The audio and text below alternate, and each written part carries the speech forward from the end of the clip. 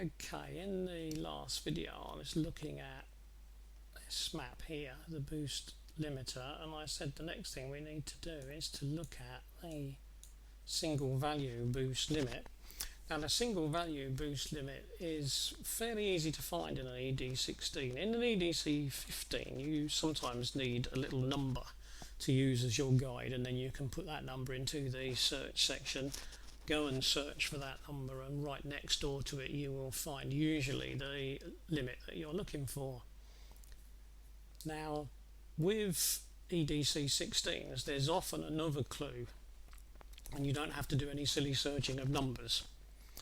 And the thing that you're looking for is actually part of, in some respects, the boost limiting map. It's right down here at the end of the boost limiting map. There's a little section here that we're not using as part of this map, and then there's usually something right down in that far end, the last value, just there, right at the end there. You almost can't see it. If I zoom this, so if I say view and I zoom, let's see if that will. Ooh, I can see it there, but again, maybe if you're not familiar with this you won't. So let's try and see if we can go one more, see if that will help. You might just be able to see it at the moment. That last bit there is flat, and then it's got a tiny little spike right there on the very end. Now I am actually getting a little pop-up telling me the cursor values, but I don't think they show up on the video, so you probably can't see them. But that line there, I'm getting a little pop-up and it's saying to me 2250. But if I go to that spike there, that tiny little spike, it says 2350. So I'm just going to put the view back to normal again, because I don't want to forget to do it and then wonder where I'd got to before. So let's unzoom that back to where I was. Now the simplest thing to do is, having found roughly where I think I am, I'll leave that cursor in the place where I think I need to look, and I'll go to text view. Oh, I've hit the jackpot straight away. If you look at these numbers, we've got a range of different numbers, and this row here is going 2250, 2250, 2250, 2250, 2250. So there's the flat bit of the graph I was just looking at, and right on the end it says 2350. That's the little spike, and that's our single value boost limit. It's as simple as that. It's the last little number on the end there. Now what I always do as my method of selecting here, I could go up to selection, select cell, but if you look it says insert. So what I normally do at this stage is I just leave that there, and something I always do first is I press delete, which means that if there's anything else I've accidentally left selected, that will be unselected.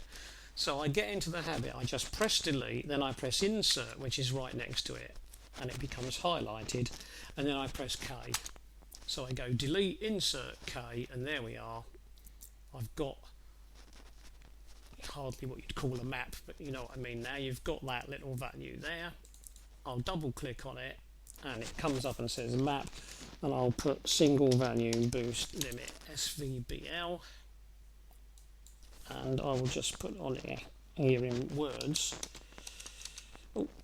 single value boost limit. I could have put that in that box, and that box wouldn't make any difference. It's measured in millibar, because obviously that's just a personal choice of what I call these things.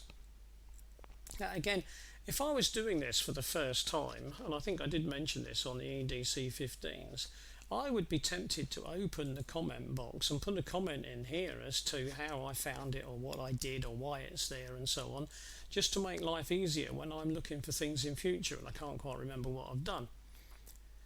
Right, now one final word to mention about this.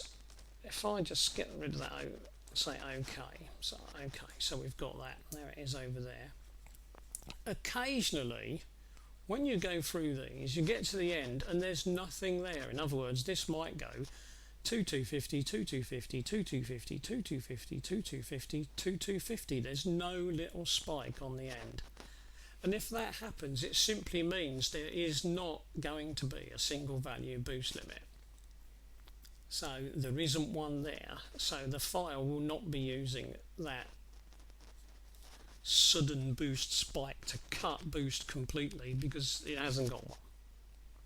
So if you absolutely cannot find one, don't panic, because it may well be there isn't one. Right, I'm just going to press delete again to get rid of that highlight. It's gone yellow as usual. So that's your single value boost limit, and I'll stop there.